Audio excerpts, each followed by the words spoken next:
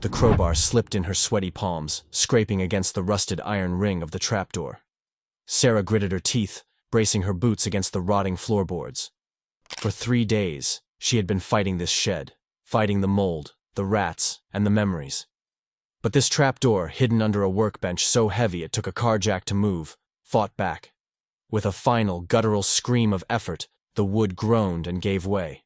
The heavy door slammed back against the concrete floor, kicking up a cloud of ancient dust. Sarah coughed, waving the grit away from her face. She expected a smell, sewage, dead animals, the damp stench of a crawlspace. But the air that drifted up from the darkness was sterile, dry, cold. It smelled of ozone and stagnant time. She clicked on her heavy-duty flashlight and aimed it into the hole. No stairs, just a vertical steel ladder disappearing into absolute blackness. "Dad," she whispered, her voice trembling in the empty shed. "What on earth did you build down here?" She hadn't found a fortune. She had found an abyss. And she had no idea that climbing down would be the easy part. Climbing back up to the world she knew, that would be impossible. Before we descend into the dark to uncover Arthur Sterling's secret, please hit that subscribe button. We share powerful stories of justice every day, and you won't want to miss the truth about this inheritance. Now, let's go back to the moment Sarah's life fell apart. The funeral for Arthur Sterling was a masterclass in hypocrisy. Sarah stood by the grave, her cheap coat soaking through, watching her stepmother, Linda, dab at dry eyes with a silk handkerchief.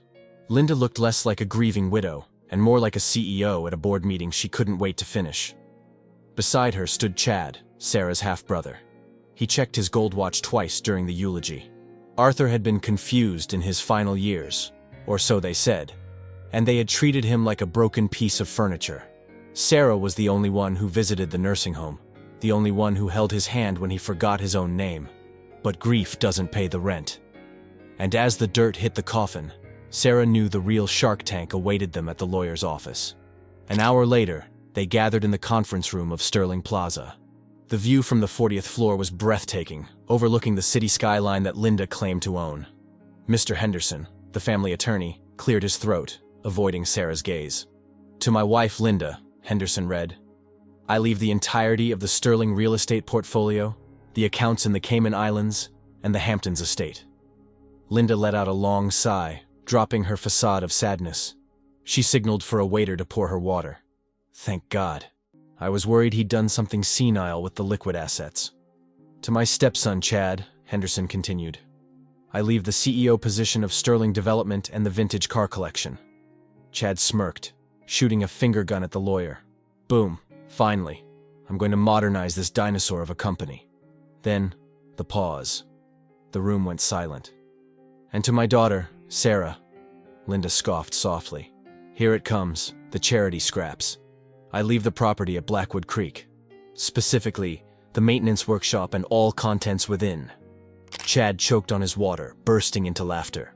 "The swamp shed? He left you the swamp shed? Sarah, that place is literally sinking into the mud." Linda smiled, a cruel thin curving of her lips. "It's poetic, really. You always liked getting your hands dirty, Sarah, fixing things that are beyond repair. It suits you. The property has a negative value," Mr. Henderson added quietly, looking at his paperwork. "Due to environmental cleanup costs and the dilapidated state of the structure, you will likely owe taxes on it before you can even sell it for scrap." Sarah sat perfectly still. She felt the heat rising in her cheeks. It wasn't about the money. It was the erasure. Her father had been a brilliant engineer before he got sick. That shed was where he taught her how to read a blueprint. It was where they built birdhouses. It was the only place he was ever truly happy. She stood up, smoothing her skirt. "I accept." "Of course you do," Chad sneered. "Because you have nowhere else to go." Sarah walked out of that glass tower with her head high, but her heart was shattered. She didn't take the elevator. She took the stairs, all 40 flights, just to burn off the anger. Quick question. If you were Sarah, would you have accepted the scrap inheritance, or walked away from these toxic people entirely? Let us know what you would have done in the comments. The drive to Blackwood Creek took 3 hours, leaving the city far behind. By the time Sarah's old sedan crunched onto the gravel path, the sun was setting. Chad wasn't lying. The place was a disaster. The workshop leaned dangerously to the left. Vines choked the windows and the roof looked like a sieve. It was a rotting carcass of a building. But as Sarah stepped out of the car, breathing in the smell of wet pine and mud, she felt a strange sense of peace. This was hers. No Linda. No Chad. Just work. For the next 48 hours, Sarah didn't sleep. She worked like a woman possessed. She wasn't just cleaning, she was excavating. She hauled out truckloads of rusted scrap, scrubbed layers of grime off the walls, and reinforced the sagging beams with timber she found in the yard. It was during the second night, while trying to move a massive industrial workbench bolted to the floor, that she found the trapdoor. Now, standing on the ladder, looking down into the dark, Sarah hesitated. "Okay, Dad," she whispered. "Don't let me down." She began to climb. The air got colder with every step. Her boots hit concrete 20 feet down. She swept her flashlight around. It wasn't a fully powered villain's lair. It was a cold, silent concrete bunker. Dust sheets covered bulky shapes in the room. There were no lights, no humming computers, just the heavy silence of a tomb. Sarah walked to the nearest wall, trailing her hand along it until she found a heavy industrial switch box. She pulled the lever. Nothing. "Dead," she muttered. Of course. She remembered the generator shed behind the main barn. Her dad always kept a massive diesel back up there. "Always have a plan B, Sarah," he used to say. She climbed back up, ran through the rain to the generator shed, and spent an hour wrestling with the old engine.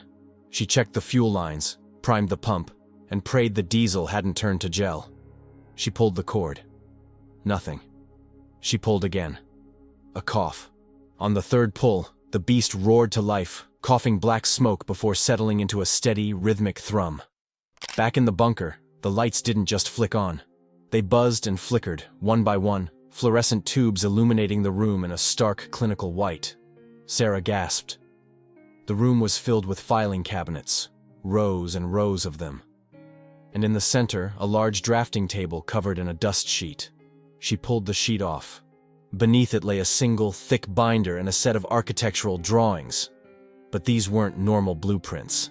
They were stamped, "Confidential, Eon Dynamics." Sarah opened the binder. It wasn't digital code. It was a paper trail. Thousands of pages of bank statements, patent filings, and legal correspondence. She sat on the cold concrete floor and began to read. The first document was a patent for seismic-resistant polymer concrete. Sarah knew this material. It was the signature material used in every single Sterling Plaza building. Linda claimed her team invented it. The document said the patent holder was Eon Dynamics. The second document was a trust deed. The Sterling Family Trust. Beneficiary: Sarah Sterling. Trustee: Arthur Sterling, deceased. The trust held 100% of the shares of Eon Dynamics. Sarah's hands shook as she turned the pages. There were letters from Arthur to a Swiss law firm. He hadn't lost his mind. He had hidden his assets. He knew Linda was maneuvering to take the company, so he had legally separated the intellectual property, the technology that made the buildings possible, from the construction company itself. Sterling Development, Linda's company, didn't own the tech. They were leasing it, and the lease had a clause. Sarah squinted at the fine print, highlighted in yellow by her father's shaky hand. Clause 14b, Moral Stewardship. The licensor, Eon Dynamics, reserves the right to suspend the use of all patents pending arbitration if the licensee, Sterling Development, is found to be acting in bad faith, compromising the integrity of the founder's legacy, or engaging in unethical business practices. Sarah sat back, the binder heavy in her lap. The generator hummed in the distance. They weren't just renting the tech. They were renting their entire existence from a company they thought was a silent partner in Europe. But the partner was right here, under the floorboards. Suddenly, headlights swept across the high windows of the shed above. The crunch of gravel. Sarah froze. It was 2 a.m. Who would be out here? She scrambled up the ladder, killing her flashlight. Peeking through a crack in the boarded-up window, she saw a sleek black SUV.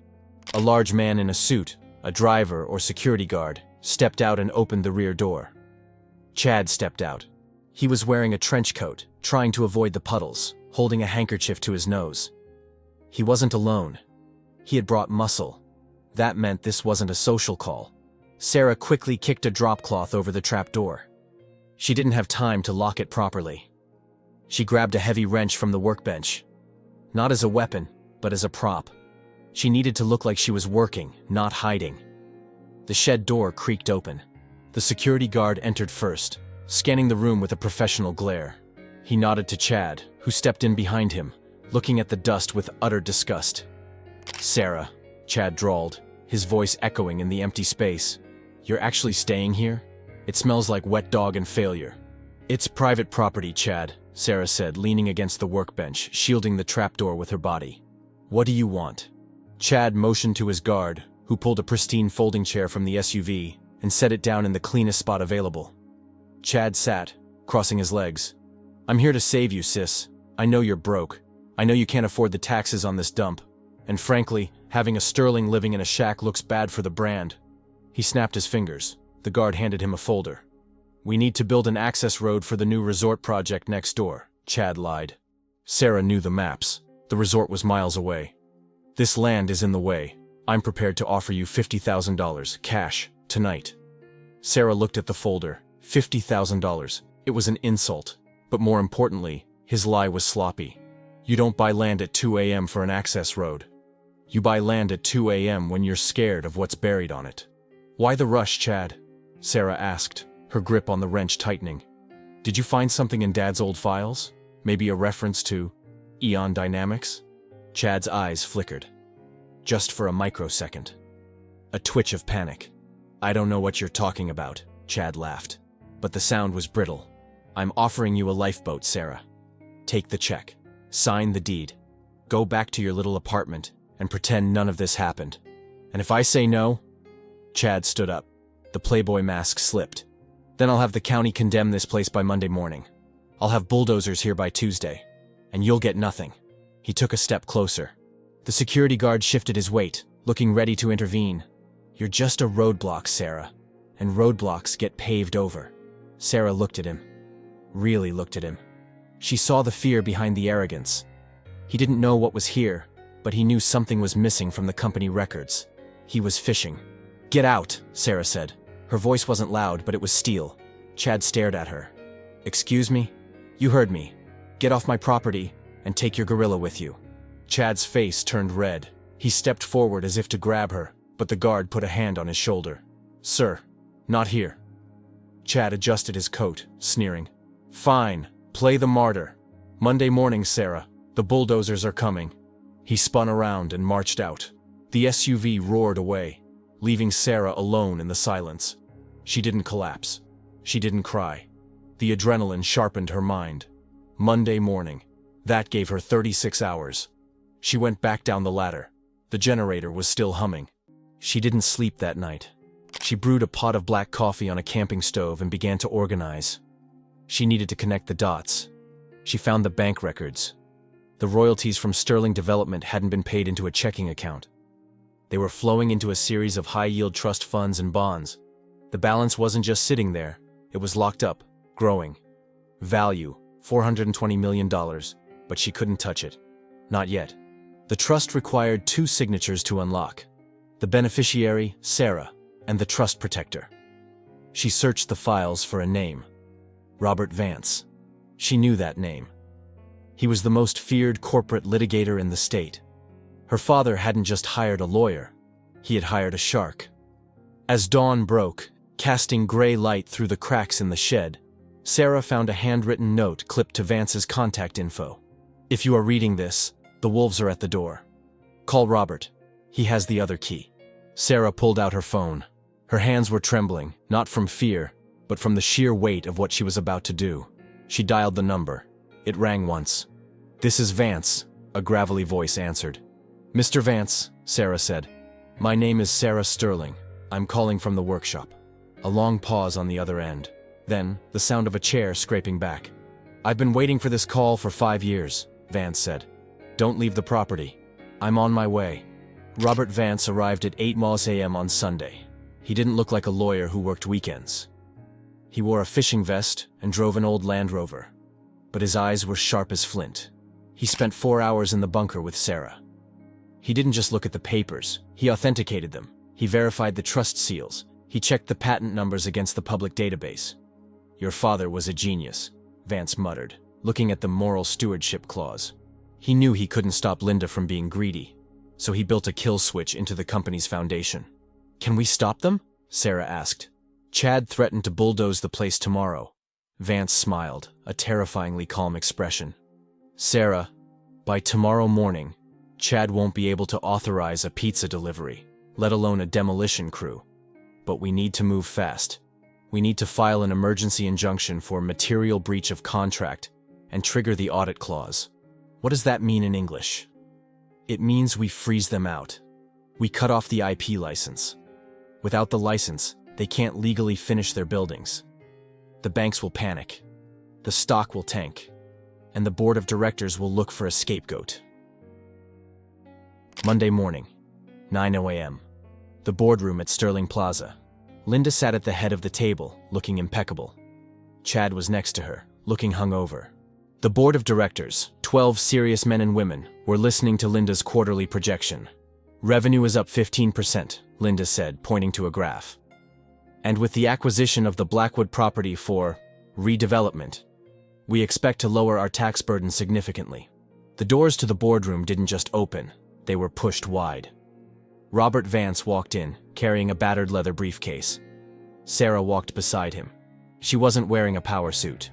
She wore a clean button-down shirt and jeans, her hair tied back. She looked like her father. "Security!" Chad yelled, jumping up. "Get them out of here!" "Sit down, Chad," Vance barked. His voice carried the weight of authority that made everyone in the room freeze. "I am acting as the trust protector for the majority stakeholder of the intellectual property you are currently using." The chairman of the board, an old man named Mr. Sterling, no relation, just a coincidence of finance, frowned. "What is this, Linda?" "She's delusional," Linda hissed. "She owns a shed." "I own Eon Dynamics," Sarah said, stepping forward. Her voice was steady. "The company that owns the patents for the concrete in this building. The patents for the structural supports in the new resort. The patents for everything." She slid a single document down the long, polished table. It stopped right in front of the chairman. "This is a notice of material breach," Sarah continued. "According to the licensing agreement signed by my father and this company 20 years ago, any attempt to destroy the assets of Eon Dynamics, specifically the headquarters at Blackwood Creek, constitutes an act of bad faith." The chairman read the document. His face went pale. He looked at the legal counsel in the corner. "Is this valid?" The counsel checked the attachment, a notarized copy of the original deed. "The signatures are authentic. If Eon Dynamics pulls the license, we are in violation of every construction loan we have. The banks will call in the debt immediately." "This is blackmail!" Linda screamed, standing up. "No, Linda," Vance said softly. "This is a landlord eviction. You haven't been paying the rent with respect." Vance opened his briefcase. "We are filing for an immediate injunction. Operations stop today. Furthermore, as the trustee of the funds accumulated from your royalty payments, funds you thought were going to an overseas holding company, Sarah is now the largest single creditor of this corporation." The room went dead silent. The power dynamic shifted so fast it was dizzying. Linda wasn't the boss anymore. She was a liability. "What do you want?" the chairman asked Sarah, ignoring Linda completely. "Money? A settlement?" Sarah looked at Linda and Chad. She saw the panic in their eyes, the realization that their entire identity, the cars, the penthouses, the status, was built on borrowed land. "I don't want money," Sarah said. "I want the cancer out of this company." "Excuse me?" Chad stammered. "I want Linda and Chad removed from all executive positions," Sarah said. "Effective immediately. Stripped of all company perks, cars, and housing provided by the corporation. And I want a forensic audit of the last 10 years of spending." "You can't do that!" Linda shrieked. "I built this." "You managed it," Sarah corrected. "Badly. My father built it, and I'm taking it back." The chairman looked at the other board members. They were nodding. They cared about the stock price, not Linda. "Motion to remove the CEO and COO pending an internal investigation," the chairman said. "Seconded," said another member. "Carried." Linda slumped into her chair, gasping for air. Chad looked at his phone, realizing his corporate credit card had probably just been canceled. Sarah turned to leave. She didn't stay to watch them cry. She had work to do. The fallout was brutal, but quiet. There were no public arrests, no dramatic police raids. Just a slow, suffocating loss of status. Linda and Chad were escorted out of the building by the same security guards they used to command. They weren't destitute. They had personal savings, but they were radioactive. No one in the city would do business with them. They lost their invites to the galas. They lost the penthouse. They faded into the gray background of irrelevance. Sarah didn't move into the Sterling Plaza. She hated heights. Instead, she focused on the shed. 6 months later, the rotting shed was gone. In its place stood a beautifully restored modern workshop. Sarah had kept the original timber frame but replaced the rotting walls with floor-to-ceiling glass. It was a fusion of the old and the new. The bunker downstairs was no longer a tomb. It was a bustling lab. Sarah had hired 5 young engineers, recent graduates who had brilliant ideas but no funding. They were working on the next generation of green building materials. The $420 million in the trust wasn't spent on yachts. Sarah used it to recapitalize Sterling Development, saving the company from bankruptcy and saving the jobs of thousands of innocent workers. She rebranded the company, Sterling and Daughter.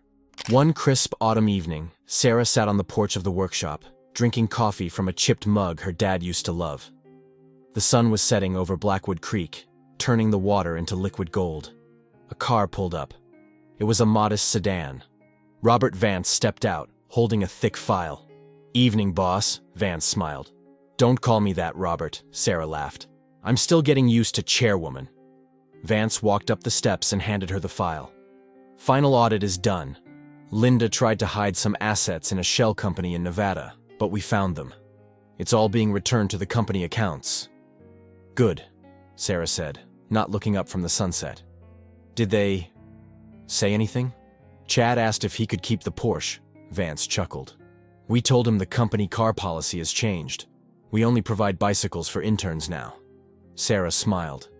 It wasn't a smile of revenge. It was a smile of closure. "You know," Vance said, leaning against the railing. "Your dad didn't leave you this place because he wanted you to fix it. He left it to you because he knew it would fix you." "What do you mean?" "He knew you were drowning in their shadow. He needed to give you a place where you had to be strong on your own. The money, that was just a tool. The real inheritance was the grit." Sarah looked down at her hands. They were still rough, still calloused. She wouldn't have it any other way. "He built the foundation," Sarah whispered. "I just framed the house." Vance nodded and walked back to his car. "See you at the board meeting on Monday, Sarah." Sarah sat alone for a moment. She reached into her pocket and pulled out the old iron key to the trapdoor. She didn't need to lock it anymore. The secrets were out. The truth had won. She stood up and walked inside the workshop. Through the glass floor, she could see the lights of the lab below, glowing warm and bright. The hum of servers and the murmur of young engineers solving problems filled the air.